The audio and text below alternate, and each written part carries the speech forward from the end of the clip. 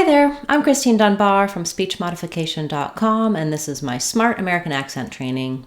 In this video, we'll look at nouns and phrasal verbs that have different stress patterns and that are related in terms of meaning.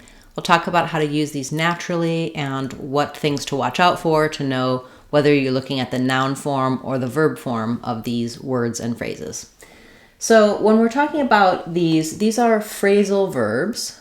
A phrasal verb is a verb plus a preposition. It changes the meaning of the verb. So for example, if I build something, I can use that verb by itself. If I build something up or build up something, it has a slightly different meaning. And so when we look at the phrasal verb, typically in a phrase, we're stressing content words like the verb, like build. In a phrasal verb, the meaning lies in the preposition after. So normally, if I'm saying I'm going up the block, put it up there. Up is not a very important word. It's not going to get stressed. But when I'm talking about building something up, then it changes the meaning of to build. And so up gets stressed and build is unstressed. Build up your finances. Build up your muscles. So up is longer. It has the clear vowel. Build is going to be a little faster. But this same phrasal verb is also exists as a noun, but you'll notice when it's a verb, it's a phrasal verb, it's two words, and when it's a noun, it's one word, a buildup.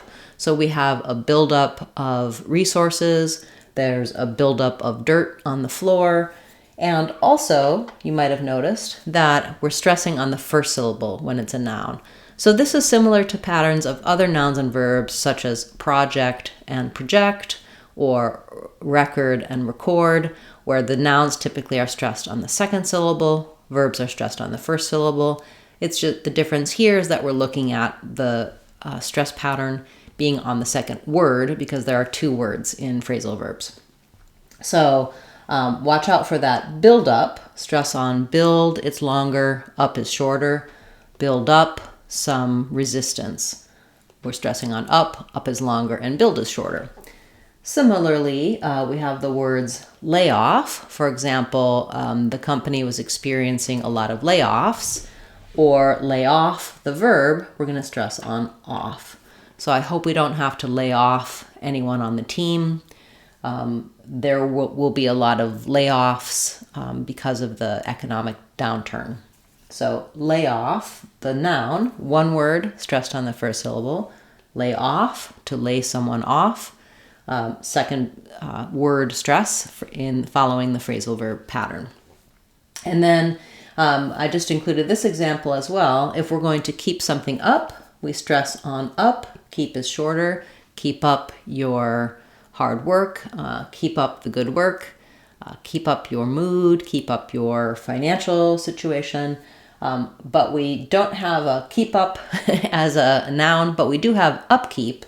And in upkeep, again, we're stressing here on the first part. So up is stressed in both cases here, but it still follows the pattern of upkeep being one word, keep up being two words, and the noun being stressed on the first syllable, the verb being stressed on the second word.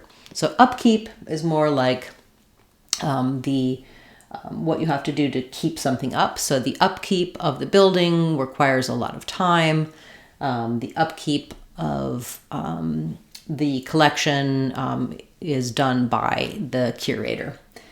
Okay, so this pattern for phrasal verbs is true for all phrasal verbs where they're going to be stressed on the preposition. It's an important exception to know because it helps you listen for the differences like look out, look into, look up to, look over, etc. You can check out some of our phrasal verbs meaning videos and phrasal verb intonation videos here on the channel, and also in our courses on our website, speechmodification.com. You can get some good resources for the meaning of phrasal verbs, get some practice for using them fluently and naturally, so I hope you'll check those out.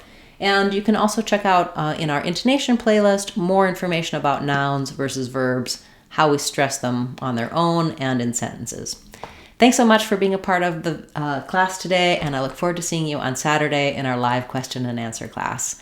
I'll be back again next week with another new video. I'm Christine Dunbar from speechmodification.com. Remember, if you want to sound like a native speaker, you can do it. speechmodification.com. Bye everyone. Hope to see you again soon.